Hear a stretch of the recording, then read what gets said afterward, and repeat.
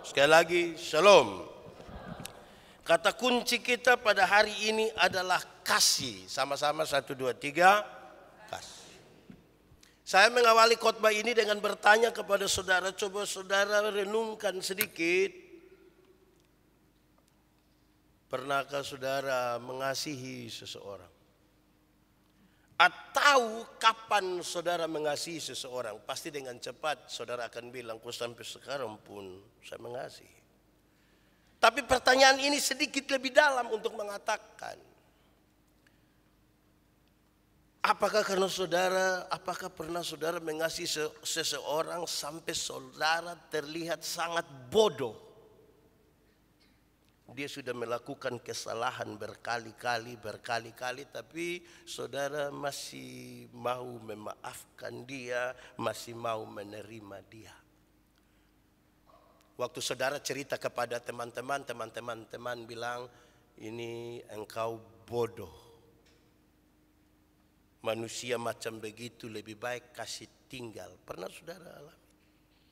Jangan soal suami istri. Kalau soal suami istri, mungkin kita pertahankan karena nanti anak-anak bagaimana.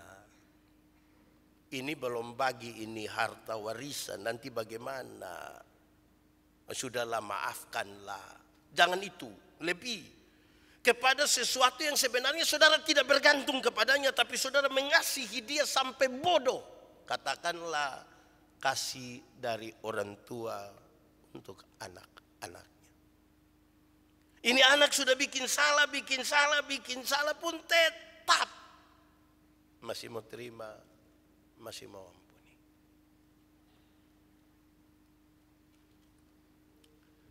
Saya hantar kita untuk merenungkan di awal bagian ini. Kenapa? Karena kasih Allah itu tidak terselami.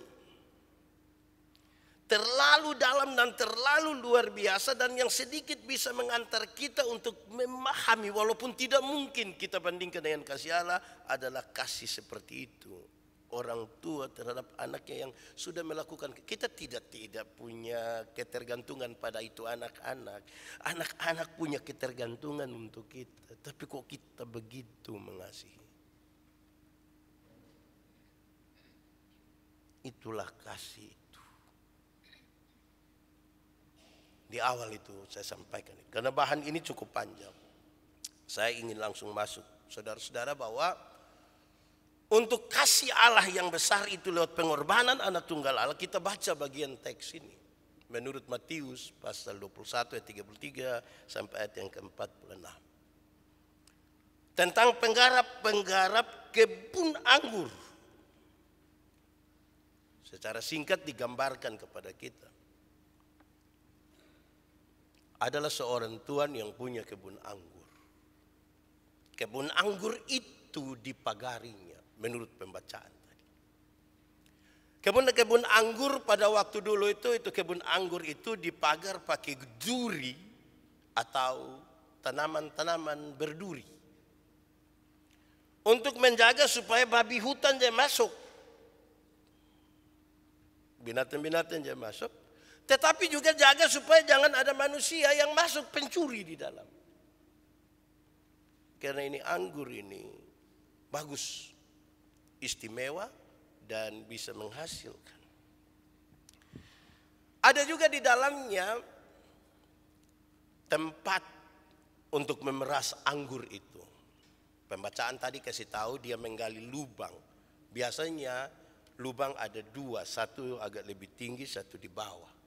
Dihubungkan dengan satu saluran kecil supaya yang diperas di sini dialirkan ke yang kecil atau yang agak di bawah, disitulah disaring dan anggur ada di situ. Kadang-kadang tidak gali, mereka kasih naik batu bata sedikit. Ada juga menara.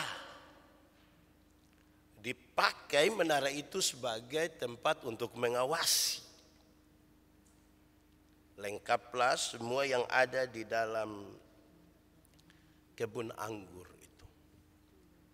Mulai dari tanamannya, anggur itu, pagar untuk mengamankan, dan menara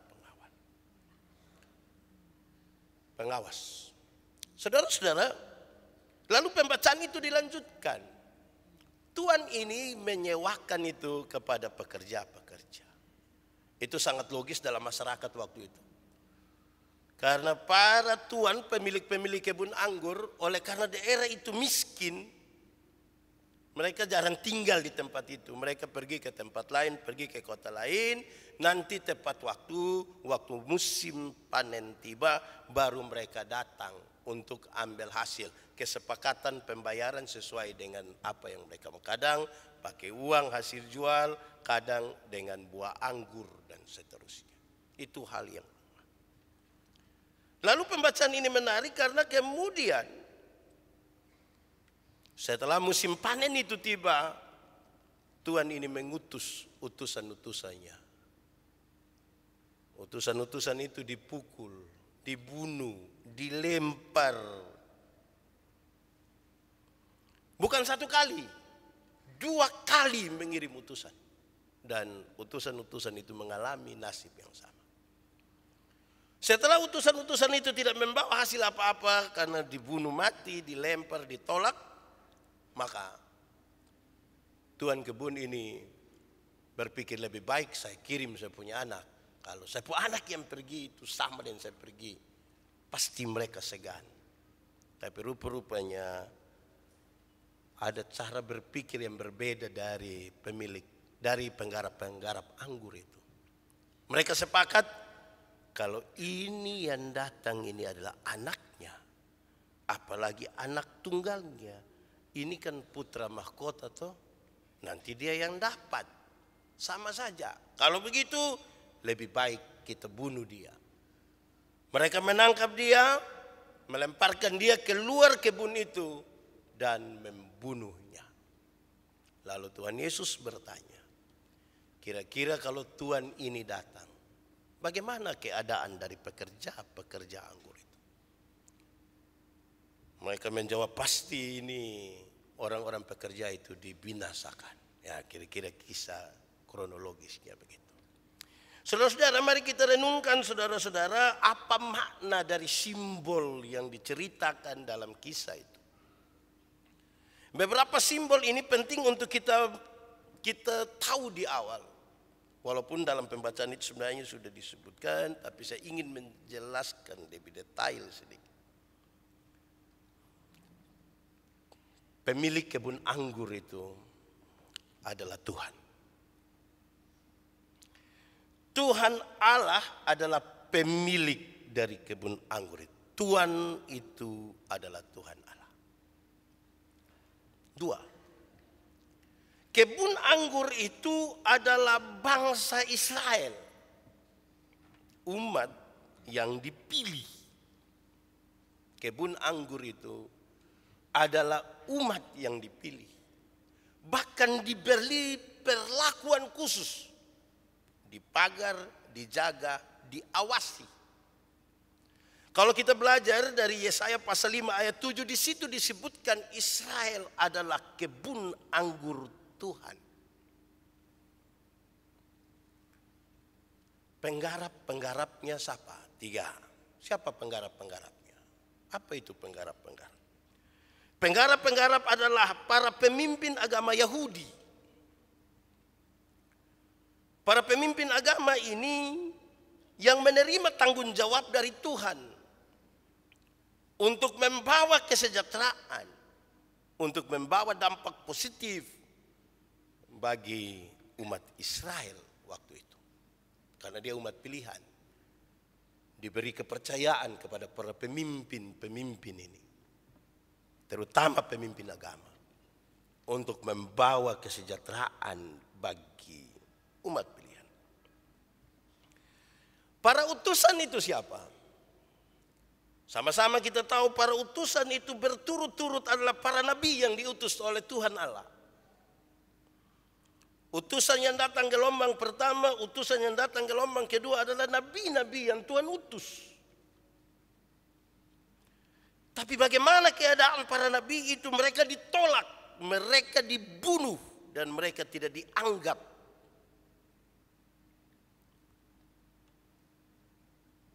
Lalu yang paling terakhir, datanglah anak dari pemilik kebun anggur itu.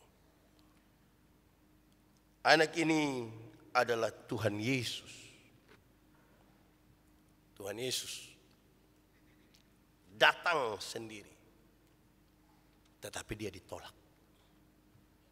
Tetapi dia dibunuh. Dia ditolak, dia dibunuh. Oleh siapa ini? Oleh penggarap-penggarap itu. Atau dalam bahasa simbolik, yang penggarap-penggarap itu adalah para pemimpin agama. Yang Tuhan kasih kepercayaan untuk membawa sejahtera bagi bangsa itu, mereka menolak dan membunuh Yesus. Kalau sejenak kita berhenti di bagian ini untuk merenungkan, ternyata yang tolak Yesus ini bukan orang yang tidak kenal agama. Orang yang kenal agama, mereka itu pemimpin-pemimpin agama. Kalau kita bicara dalam konteks hari ini, mereka mungkin pendeta-pendeta. Mereka mungkin penatua, diaken, pengajar yang menolak Yesus, bahkan membunuh. Yesus tidak dapat tempat. Di mana tempat itu adalah tempatnya. Saudara-saudara, lebih jauh sedikit mari kita renungkan makna dari perumpamaan itu. Tadi makna simbolnya. Sekarang makna perumpamaan itu apa yang ingin disampaikan kepada kita. Makna dari perumpamaan itu, saudara-saudara, kisah itu menyampaikan kepada kita 3 bagian yang serius. Tentang Allah, tentang manusia, dan tentang Yesus Kristus Tuhan. Tentang Tuhan Allah, tentang manusia, dan tentang Yesus Kristus Tuhan. Apa maknanya? Tentang Tuhan Allah. 1. Pembacaan tadi dalam perumpamaan itu menegaskan tentang Tuhan Allah yang berani sekali memberi kepercayaan kepada penggarap-penggarap itu. Tuhan Allah yang berani sekali memberi kepercayaan sesuatu miliknya kepada orang lain.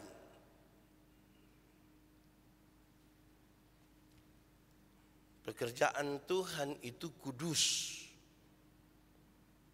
Saya dengan hati-hati sekali mengucapkan kalimat berikut ini. Saya ulangi, dengan hati-hati saya ucapkan kalimat berikut ini. Pekerjaan Tuhan itu kudus, tapi Tuhan terlalu berani ambil resiko kasih pekerjaan itu pada manusia yang tidak kudus.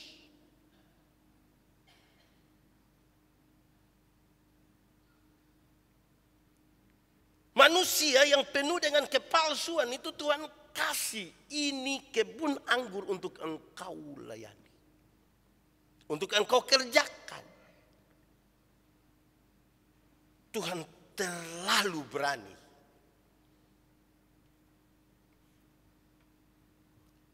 Tuhan terlalu berani memberi kepercayaan kepada manusia. Mestinya bagi manusia yang menerima kepercayaan itu, ini sebuah kebanggaan. Ini sebuah kehormatan. Allah yang luar biasa, yang kudus, memberi kepercayaan pelayanan itu kepada manusia. Hormat. Mantap toh? Tuhan itu terlalu luar biasa kasih kepercayaan ke kita. Mestinya gubernur kasih pekerjaan, segitu senang. Tadi malam saya orang menyanyi sampai 1:30. Saya di samping tidak tidur itu. Tapi saya bikin khotbah. Saya bayangkan mestinya orang punya kebanggaan. Bayangkan kalau saya ketemu beberapa orang, kawan, kemana? Acara gubernur, kemana? Acara, pung inti lah. Bagus itu. Itu baru acara gubernur, wali kota. Ini Tuhan punya acara ini. Tapi ya itu Allah terlalu luar biasa memberi kepercayaan. Kita manusia ini mau kasih kepercayaan di orang itu kita bilang sabar kau lihat dulu. Biasa ini aci-aci dong, bapak-bapak dong ini kalau mau tes orang itu dong sengaja ke setengah doi di saku celana yang kotor. Kalau dia cuci kau dapat doi dia kasih, oh ini orang bisa dipercaya. Anda so eko, ada tanya begitu. Mantap itu. Tuhan kasih kepercayaan. Nah, hari ini juga kita akan berhadapan pengawas, anggota Badan Pengawas Yayasan Misi Agape Kupang periode 2025-2029, pengurus pemuda periode 2025-2026 dan pengurus remaja 2025-2026. Ini yang baju putih, celana rok hitam dong ini pekerjaan Tuhan yang kudus itu diberi kepercayaan kepada kamu, kepada saya ini, kepada kita yang duduk-duduk di sini, dan kepada kita semua. Tuhan kasih kepercayaan, itu sebuah kebanggaan mestinya. Sebuah kebanggaan. Tak usah dianggap beban. Yang remaja yang masih takut berdoa di muka, jangan bilang, beta terima, beta tulis saya, jangan, itu stop kamu. Kebanggaan. Kedua, kisah tadi menceritakan tentang Tuhan Allah yang mengutus utusan-utusan. Tuhan mengutus, memberi kepercayaan, tapi kemudian dia mengutus orang lain untuk datang. Mereka diutus. Itu berarti saudara-saudara, tugas pengutusan itu dilakukan oleh Tuhan.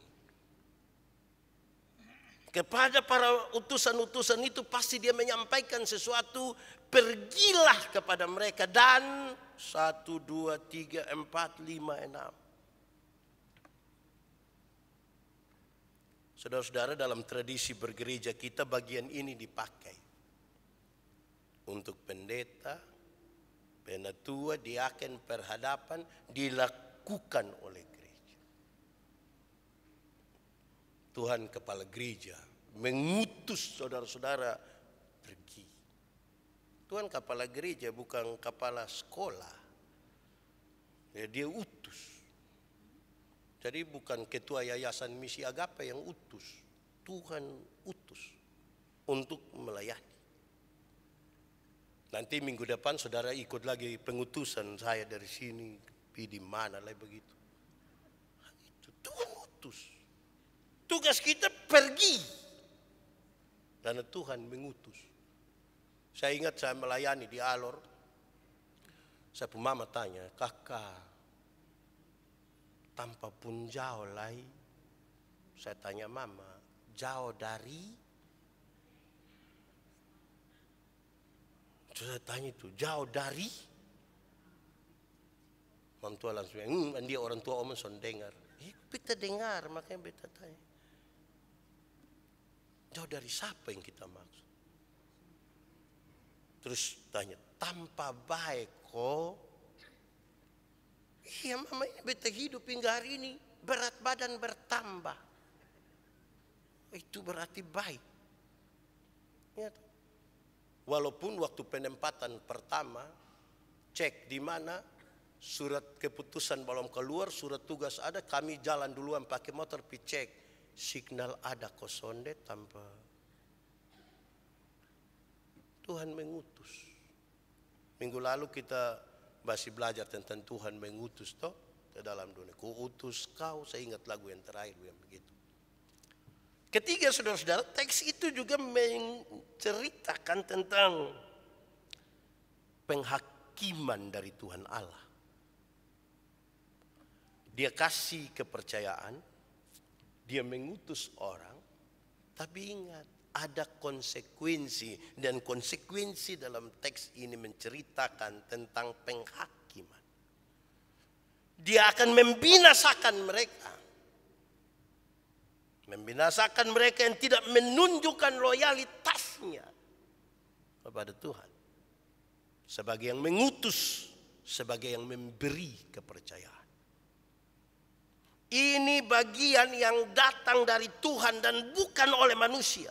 Ini cerita yang dimaksudkan menceritakan tentang Tuhan yang punya tiga hal itu. Memberi kepercayaan, mengutus, dan menghakimi. Supaya di antara kita jangan saling menghakimi. Kadang-kadang kita punya subjektivitas masuk sedikit.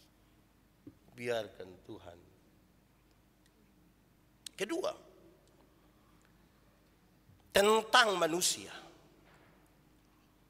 Pembacaan tadi saudara-saudara mengantar kita juga untuk memahami tentang manusia yang menerima hak istimewa. Israel, kebun anggur dipagari dengan baik. Ini anggur ini kan pasti menarik perhatian toh. Jangankan kebun anggur yang bagus-bagus. Kami biasa bertamu saja kok orang kasih buah, ada anggur di situ tuh. Kepingin ame dua tapi kan perasaan karena tuan rumah ada sengaja ame satu. Aduh ini beli di mana ya? Jonathan paling suka ini. Itu semua bungkus itu. Itu baru yang dibeli, apalagi kebun anggur. Dia sangat menarik perhatian. Dia istimewa karena itu dipagari dengan baik. Supaya babi hutan dia masuk, supaya orang-orang jangan masuk mencuri.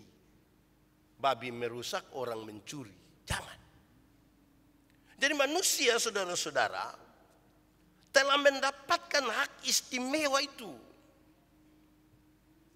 Saudara-saudara, mungkinkah sampai hari ini kita masih berpikir kita istimewa di hadapan Tuhan atau tidak, saya tidak tahu. Tapi itu perenungan penting. Lagu tentang istimewa itu tinggal di anak sekolah minggu. Anak sekolah minggu ada lagu apa yang aku istimewa? Kenapa?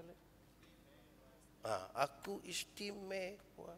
Pakai tunjuk begini 2 jempol lagi. Anak sekolah minggu istimewa. Saya tidak tahu yang remaja masih istimewa. Kok pemuda istimewa tidak. Lansia istimewa, kaum bapak istimewa, kaum ibu istimewa, kok tidak? Siapa bilang? Jangan lanjut. Saya tidak bisa. Kita istimewa sama-sama 1, 2, 3. Boleh kasih tahu kawan di sebelah 1, 2, 3. Kita istimewa. Memang ada penyakit, penderitaan, tapi kita istimewa. Memang kita punya suami begitu, tapi dia istimewa. Memang itu anak pemuka itu tidak sama ganteng dengan kita waktu kita SMP dulu, tapi dia istimewa juga. Begitu, tidak usah banding satu deh, satu so dia jangan. Istimewa. Manusia ini istimewa di hadapan Tuhan. Tolong jaga. Ini yang pengawas, yang pemuda, yang remaja, kita istimewa. Tuhan kasih kepercayaan ini karena kita istimewa. Tumbuhkan perasaan itu, tumbuhkan pengalaman istimewa itu. Kedua, manusia. Perumpamaan tadi juga mengisahkan tentang manusia yang diberikan kebebasan. Dalam keistimewaan itu manusia diberikan kebebasan. Berkali-kali saya mengatakan, waktu Tuhan cipta habis ini alam semesta, dia kasih tahu Adam, ini dunia ini kuberikan kepadamu. Atau ini tidak boleh, yang ini boleh, bebas sudah di situ. Waktu Hawa mau petik itu buah, Tuhan Allah tahu, tapi dia tidak pukul apapun tangan. Kepada kita diberi kebebasan. Saudara bebas, diperadabkan habis bebas. Nanti apa? Kok bekerja di gereja ini kan ini pelayanan bidang sosial. Siapa mau paksa siapa? Nah itu. Ini seperti anak-anak yang remaja, pemuda, ada yang datang bawa motor sendiri, ada? Motor itu walaupun belum lunas, tapi waktu orang tua beli kasih itu kan ban dua-dua, atau mungkin siapa yang bilang kita beli kredit nah dong kasih satu, dong kasih tetap motor utuh toh, ada setir, ada ban, ada rem, ada apa lagi, ada kanal pot, spion, speedometer, semua ada. Terus kita bebas, mau gas 120 silahkan. Ban ada dua, keluar dari sini mau pakai satu saja silahkan. Nanti kita telepon di mana? Rumah sakit. Kepada kita ini beri kebebasan. Kebebasan. Atau, Pak, kalau memang kebebasan itu ada, kenapa aturan di gereja terlalu banyak? Memang kan urus orang banyak. Mesti ada sesuatu yang mengikat kita. Kan kita ada urus orang banyak. Gitu. Tetap katekisasi setahun. Kira-kira begitu. Bebas. 3. Kisah tadi mengesahkan tentang pertanggungjawaban manusia. Jadi ada kebebasan, tapi ada pertanggungjawaban. Dikasihlah untuk kebun anggur itu penggarap itu kerjakan, tapi ada pertanggungjawaban. Pertanggungjawaban itu kesepakatan. Pertanggungjawaban itu berkaitan dengan utusan-utusan yang pergi, bahkan termasuk anak dari pemilik kebun anggur itu pergi ke situ. Bagian dari pertanggungjawaban. Saudara-saudara, saya kira itu menjadi serius. Di beberapa lembaga, kalau ada pemeriksaan, itu hampir-hampir orang tidak pulang kantor. Kita tanya, kenapa tidak pulang? Ada pemeriksaan. Kan pemeriksaan bagian dari pertanggungjawaban toh. Non tidak pulang. Saya bilang, kenapa kok susah-susah bilang, ini karena sepanjang ini kan kerja tidak betul. Jadi pas yang petugas periksa itu mau datang kan kita mesti kalau kerja betul suruh dia, kenapa tidak datang? Tapi ini kan kerja kurang betul, jadi harus siap ini petugas datang. Ajak dia lain makan di sei babi. Ada rusuk baru saya hanya ikut foto. Pertanggungjawaban. Masing-masing kita bertanggung jawab. Salah. Benar. Tidak usah rekayasa. Salah. Benar. Kan kita mempertanggungjawabkan. Berkali-kali saya ingin mengatakan, pertanggungjawaban terbesar kita kepada Tuhan dan bukan kepada manusia. Begitupun kepada yang baju putih, celana dan rok hitam. Pertanggungjawaban kita kepada Tuhan dan bukan kepada manusia. Untuk nanti pengawas dengan BP3J, BP3J sekarang periksa tiap berapa bulan lagi? 3 bulan. Itu utusan-utusan. Tapi pertanggungjawaban adalah kesepakatan kita di awal. Yang sebentar saya tanya, saudara bilang, ya saya percaya dan berjanji dengan segenap hati. Pertanggungjawaban itu juga termasuk pertanggungjawaban tersinggung. Tersinggung sedikit tidak mau melayani, tersinggung sedikit itu semua juga bagian dari pertanggungjawaban. Kemarin kan pengembalaan saya suka tahu toh.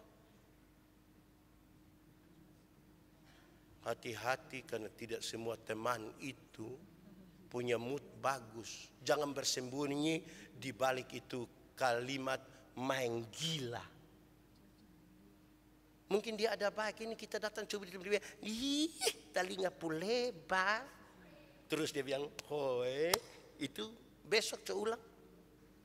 Jangan bersembunyi.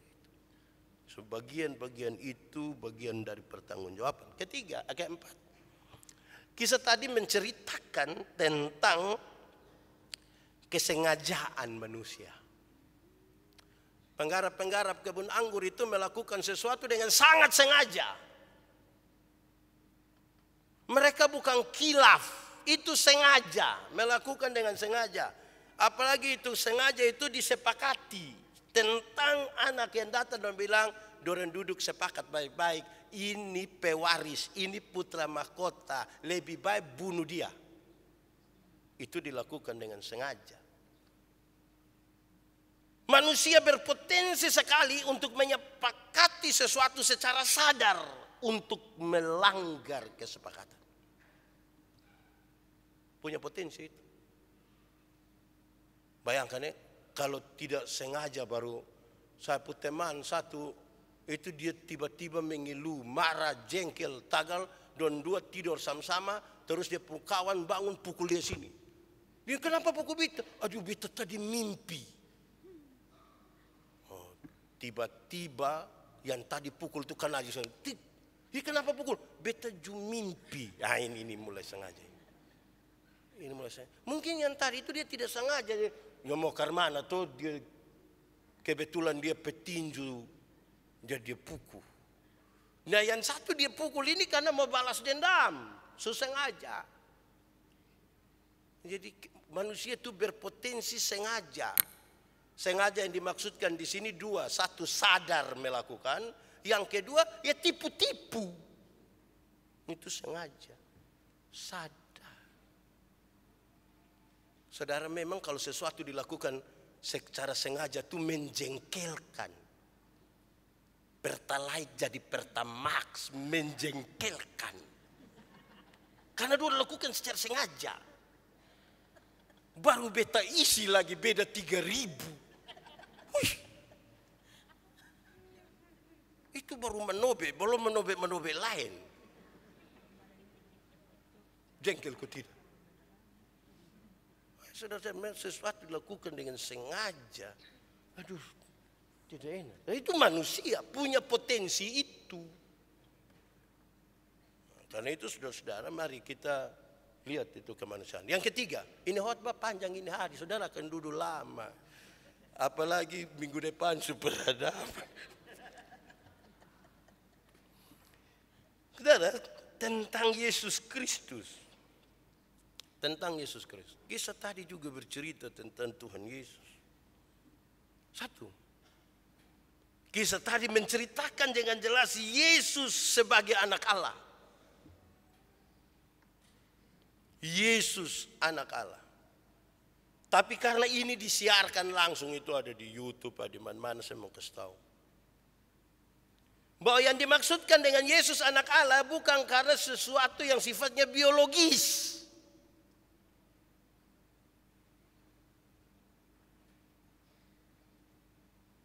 Kadang-kadang kita repot dengan orang tanya bilang, kalau dia anak Allah, dia mama di mana? Dia mama sampai pusing lah, dia orang yang tidak kenal Yesus lagi tanya yang aneh. Terus saudara jawab lagi. Ini bukan soal biologis. Dialah anak Allah. Nanti sebentar kita baca, kita juga dengar. Lalu kenapa dia ambil peran itu? Yesus anak Allah. Kedua, untuk apa itu dia anak Allah? Dia berkorban bagi manusia. Manusia jatuh dalam dosa, sudah sangat jauh dari Tuhan. Allah berinisiatif untuk manusia datang kepada Tuhan Allah, tidak mungkin. Dan sekarang Allah berinisiatif datang kepada manusia untuk menyelamatkan manusia. Dan Allah yang datang menjadi manusia itu disebutkan dengan sebutan tadi, anak Allah. Tinggal di antara kita, diam di antara kita. Dia datang berkorban bagi manusia. Menjadi juru selamat. Tetapi yang ketiga, saudara-saudara, tentang Yesus disebutkan dalam pembacaan tadi. Bahwa Yesus artinya, Yesus digambarkan seperti batu. Batu yang dibuang oleh tukang-tukang bangunan. Justru menjadi dasar dari gereja dan dasar dari keselamatan. Dasar keselamatan dan dasar berdirinya gereja Tuhan. Dan siapa melawan dia seperti membenturkan kepala kepada batu. Siapa melawan dia seperti membenturkan kepala di batu. Saudara pernah benturkan kepala di batu?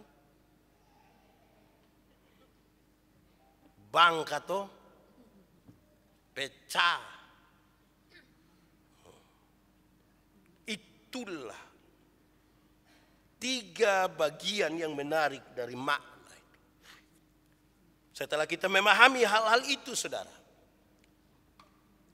sekarang mari kita masuk untuk memberi jawab terhadap tema kita. Tema kita hari ini adalah kasih Bapa dalam pengorbanan anak tunggal Allah. Saudara, saya ajak kita merenungkan. Pertama, kasih itu apa? Kasih itu apa? Saya tidak bicara lagi definisi karena saudara sudah hafal-hafal ini definisi sampai sudah bikin status ya, saya tidak omong itu. Tapi kasih itu apa? Kapan kasih Allah itu ada? Nanti sampai kapan kasih itu selesai? Saudara-saudara, coba tampilkan kembali kita penats pembimbing tadi. Pertama Yohanes pasal 4 ayat 9 dan 10. Saya baca untuk kita. Dalam hal inilah kasih Allah dinyatakan di tengah-tengah kita. Yaitu bahwa Allah telah mengutus anaknya yang tunggal ke dalam dunia supaya kita hidup olehnya. Inilah kasih itu, bukan kita yang telah mengasihi Allah, tetapi Allah yang telah mengasihi kita dan yang telah mengutus anaknya sebagai pendamaian bagi dosa-dosa kita. Saya mengajak untuk menerjemahkan kita berdasarkan apa yang dikerjakan dan kapan berkaitan dengan kasih itu. Saya mencatat ada 5. Tentang kasih itu. Pertama, karena kasih itu Allah menciptakan alam semesta. Di dalamnya ada manusia. Dimulai semenjak dunia ini belum ada, kasih itu ada. Allah memikirkan sesuatu dan mengerjakannya dalam penciptaan. Kasih. Jadi kalau nanti ada yang bertanya, Tuhan, kapan Engkau mengasihi aku? Bahkan dari sebelum dunia dijadikan, kasih itu ada. Supaya jangan ada orang tuh berdoa sambil membandingi, Tuhan nih kenapa orang lain di sebelah sana pun enak lagi. Tidak pernah susah, kita ini susah terus. Sepertinya Allah tidak ada kasih. Kasih ada sebelum dunia diciptakan. Pak, itu Bapak tua di sebelah ini tidak pernah ikut gereja, tidak tahu berdoa, tapi tiap hari ganti oto, Grab. Kasih ada mulai dari kita diciptakan. Kita belum ada, jadi jangan pikir kita duluan mengasihi Tuhan Allah. Dia mengasihi kita duluan, itulah kasih. Supaya jangan ada yang bikin narasi seolah-olah kalau kita tidak mengasihi Tuhan, Tuhan juga tidak mengasihi. Woi, kita tidak mengasihi, Tuhan tetap mengasihi. Kita belum ada sekasih suadanya. habis menciptakan. Tuhan memberi kehendak bebas. Alam semesta sudah ada. Dalam kasih-Nya Dia memberikan kehendak. Tuhan Allah mana seperti kita? Seperti Allah itu. Menciptakan tapi memberi kuasa penuh, kehendak.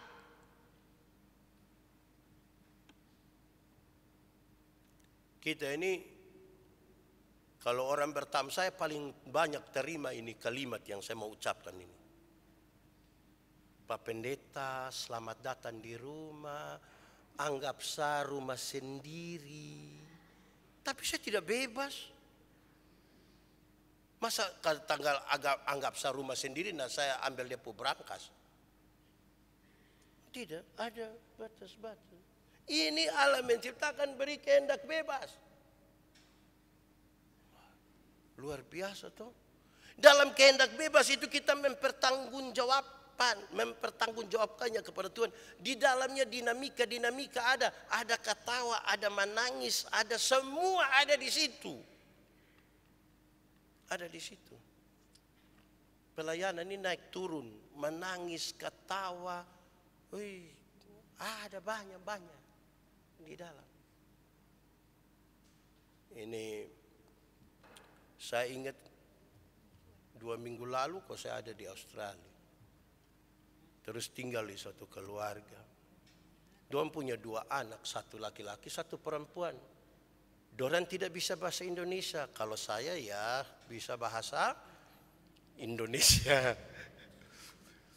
Jadi pas kami pergi, pas ada di dalam rumah pas saya sampai, terus masuk di kamar yang laki-laki, terus dia pun mama bilang eja untuk dia bicara dalam bahasa Indonesia. Om boleh pakai ini kamar 1 minggu selama Om di sini. Terus Om Yandi bilang terima kasih. Terus dia pun mama bilang, itu Om bilang terima kasih. Om mau jawab apa? Dia masih pikir, terus dia pun bilang,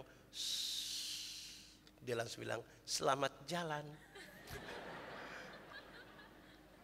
Saya bilang jadi Om harus pulang. Kapan Om khotbah nanti? Ya itulah pelayanan toh. Naik turun. Walaupun terima kasih dibalas dengan selamat jalan, kan yang penting hati. Tulus. Begitu.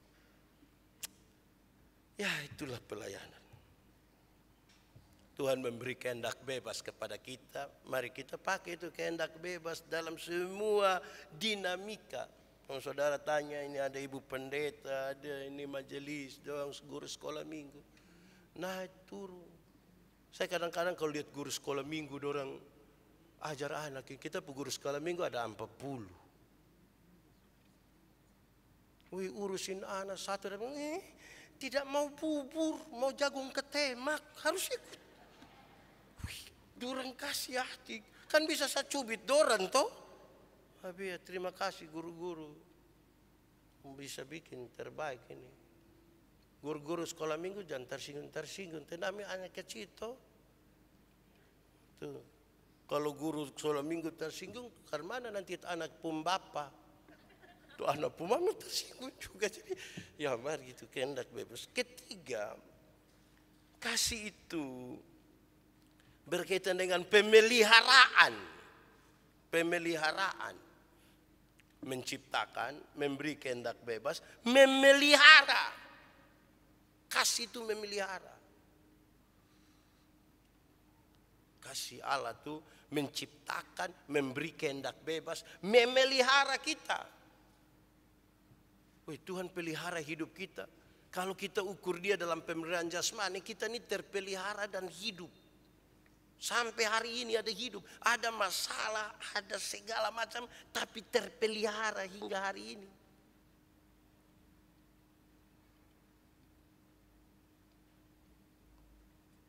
kurang lebih 13 tahun lalu saya menjadi bagian dari gereja Agape. Dona masih kecil. Saya ajar dia, babi, dia sebut babi, sapi, tikus, pas sampai ayam dia bilang manu. Tidak apa-apa. Sekarang dia mau SMA, terpelihara juga, hidup. Sekaligus menggugurkan pernyataan kita seolah-olah kita punya hidup lebih susah. Dan tiada ini kesusahan lagi yang lebih dari kita pun kesusahan. Allah memelihara kita. 2 hari lalu saya di Palangkaraya datang seorang ibu yang mengalami kanker payudara, kanker serviks, kanker apa kok ada 3. Dia bercerita dengan saya dan minta saya doakan dia, dan saya hanya bilang, ibu, di awal saya mau kasih tahu ibu 2 hal sebelum kita berdoa dan saya menyampaikan sesuatu. Saya ingin sampaikan di ibu 2 hal. Pertama, semua orang pasti mati. Mau kanker, sehat, tetap mati. Sakit, celaka adalah jalan untuk itu kematian. Ibu nanti mati. Ibu mungkin sembuh, mati nanti juga. Saya juga akan mati. Hanya kan kita tidak tahu caranya dan kapan waktu. Kedua, saya mau kasih tahu ibu. Ibu, kita akan berdoa. Tapi mari kita berdoa begitu rupa sampai menemukan apa yang Tuhan mau. Jangan apa yang ibu mau. Mari kita berdoa sampai menemukan apa yang Tuhan Allah mau. Dan jangan apa yang ibu mau. Sebab kalau berdoa menemukan apa yang ibu mau, ibu akan berhenti berdoa. Dan ibu merasa ibu terlalu susah. Dan saya ingin sampaikan di atas semua itu, supaya ibu pilah-pilah yang buat ibu jadi beban berat ini kan, pikir anak masih kecil. Saya tanya ibu, menikah seberapa tahun? 33 tahun. Wih, itu anak sebar besar. Anak 6. Nah, bagus kan? Mata yang tertuju hanya kepada persoalan, tidak pernah melihat kemuliaan Allah yang besar dalam hidup. Saya bilang ibu, tidak ada sakit hati, tidak ada sakit hati. Yang ada hanya sesuatu yang kita pikir berulang-ulang. Tagal mama mantu pernah maki kita itu yang tiap hari kita pikir, maka setiap kali dia foto kita kayak mau karena kita pikir di situ. Buat kita dia tidak ada sakit hati. Sakit hati itu yang lever kok apa itu yang saki kuning itu. Tapi karena sesuatu yang kita anggap itu negatif, kita pikirkan dia ulang-ulang. Nah, sekarang saya tanya ibu, apa yang ibu pikirkan? Fokus ibu di mana? Pada apa yang orang lain katakan? Pada anak-anak? Waktu nanti ibu sudah mati, itu anak-anak dong nanti dengan sendirinya dia bertumbuh besar. Apalagi fokus pada apa yang orang lain katakan. Juga termasuk pelayanan, tidak usah fokus pada apa yang orang lain katakan.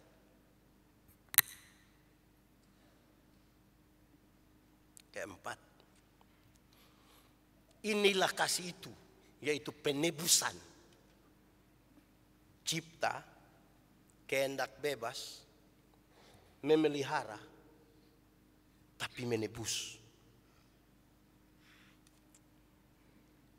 Menebus. Itulah kasih itu. Bulan lalu ketika berkhotbah di sini saya sampaikan, kalau hari ini saudara bertanya kepada Tuhan, Yesus seperti apa yang engkau mengasihi aku? Tuhan Yesus tidak jawab. Dia merentangkan tangannya di kayu salib dan mati bagi saya dan saudara. Itulah kasih. Penebusan. Ganti kita.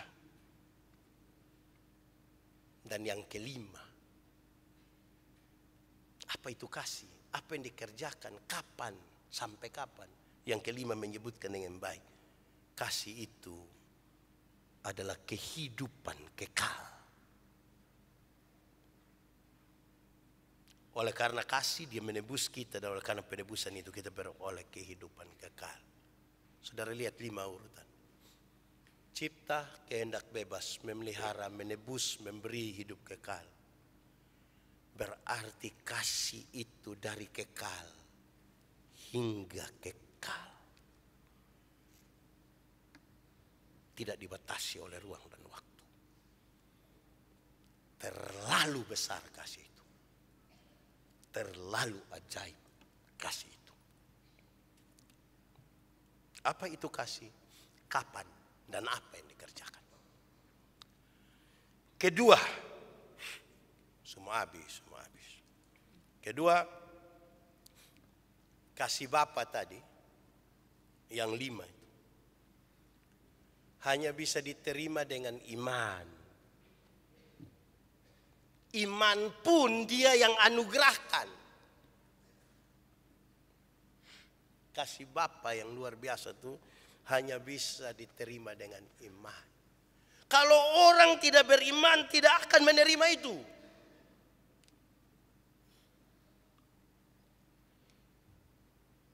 Nanti kalau dia tidak beriman, terus tanya, Pak, betulkah kita diciptakan dari tanah? Kalau seperti saya ini tanah apa? Tanah? Oh, tanah sengketa. Ya, kasih pertanyaan yang betul-betul itu punya dimensi iman toh. Dimensi iman. Dulu kami masih kuliah, ada teman bertanya kepada salah seorang pengajar kami, dosen, kalau kita percaya-percaya terus kita mati, tidak ada surga, bagaimana? Ini dosen hanya bilang begini, tugasmu percaya, titik. Kalau saudara terlalu ragukan nanti habis tidak ada surga, tidak usah percaya. Jadi ini barang hanya bisa diterima dengan iman. Ini barang tidak bisa diterima kalau tidak ada iman. Mesti pakai iman. Melampaui batas. Berusaha percaya sesuatu yang tidak dilihat.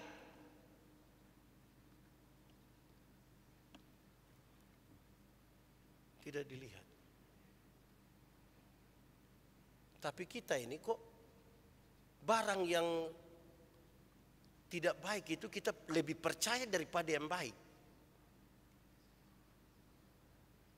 Ada orang dia mau terbang begini diantar oleh dia supir. Terus, kau nanti atur rumah baik-baik. Pas saya mau datang saya telepon, datang jemput. Iya Bapak. Terus dia tidak jalan. Terus ini orang bilang, kenapa kau tidak jalan? Bapak saya mau ngomong sesuatu. Kenapa? Saya punya perasaan tidak enak. Terus Bapak terus, kau sembarang saja. Ini orang hanya bilang perasaan tidak enak. Kita langsung pikir nanti celaka kah, pesawat jatuh kah. Yang begitu tuh kita pun yakin cepat lagi. Tapi bilang percaya supaya beroleh hidup yang kekal, kita butuh banyak sekali pembuktian. Supaya kita masuk surga. Tapi kalau yang tidak, itu kok kita percaya dengan cepat. Contoh-contoh saya subasi ini saudara. Tangan kanan gatal, foto 3 orang, taruh gunting. Itu dong kita percaya, meyakini semua. Tidak disuruh juga percaya. Ketika bicara tentang hidup kekal ini harus dijelaskan berulang-ulang supaya kita yakin. Kita lebih gampang mana ini sebenarnya. Jadi hal ini hanya bisa diterima dengan iman.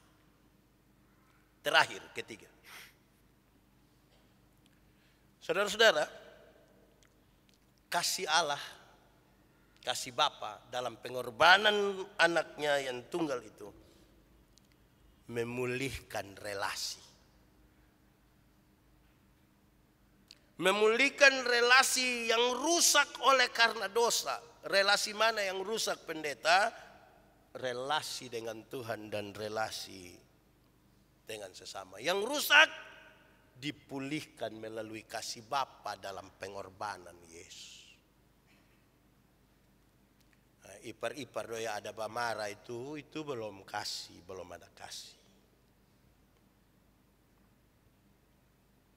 Mesti kasih hati ku babai. Siapa yang ada jengkel dengan tetangga sebelah, itu dia pun kasih belum pulih. Yang ada pamara dan mama mantu, ya mama mantu ada bakalai anak mantu KBI, menyesal ada anak mantu muka model begini. Itu kasih Tuhan itu belum masuk di dia pun. Karena kasih itu bikin pulih kita dengan Tuhan, pulih kita dengan sesama. Nah, jadi kalau saudara ada jengkel saya, kasih sudah, kasih apa-apa, mengasihi supaya aman kita hati. Jangan bawa mati itu rasa jengkel. Jangan bawa mati itu rasa jengkel, kebencian. Kebencian jengkel itu merusak kita, bukan merusak dia. Misalnya Pendeta Yandi terlalu benci Agnes Monica. Dia ada pengaruh dengan saya. Dia mau duet dengan saya. Tidak, jadi tidak usah saya marah-marah Agnes Monica. Pikir rusak kita hati. Jadi kita hati kasih aman, kasih baik. Jadi majelis Kopal ada Marco Nelson, bye-bye. Sebentar saya kasih kesempatan pegang tangan, bye-bye. Remaja-remaja yang putih hitam, ini ada jengkel kawan di sebelah kan dia terlalu batas ibu, bye-bye. Pulih. Pemuda juga, memang dia ambil kita pumantan, bye-bye. Bye-bye. Cukup toh itu. Jadi kasih Allah itu harus dinyatakan sampai pemulihan relasi. Jangan kita tidak bicara di mana-mana tentang Allah yang penuh kasih. Kasih itu tidak masuk di kita hati untuk memulihkan relasi. Kita mau marah-marah apapun tidak balik lagi ke masa lalu, kok perbaiki sebuah kesalahan masa lalu. Bukan masa depan. Pulihkan semua. Tuhan memberkati kita. Mari kita tunduk kepala di hadapan Tuhan. Firman Tuhan berkata, kalau kamu dengar suaranya jangan keraskan hatimu. Minta Roh Kudus lembutkan setiap hati yang keras.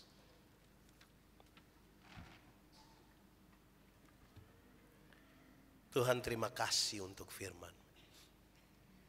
Kami mengerti betapa kasih-Mu besar bagi kami. Terima kasih banyak.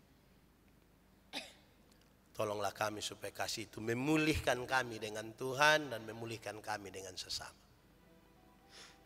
Biarlah kami hidup di dalam kasih itu. Tuhan telah menciptakan, memelihara, memberi kehendak bebas, menebus, dan menyiapkan kekekalan bagi kami. Terima kasih banyak. Biarlah firman-Mu jadi pelita bagi kaki kami dan terang bagi jalan kami. Amin. Kita dengarkan dulu persembahan pujian vokal grup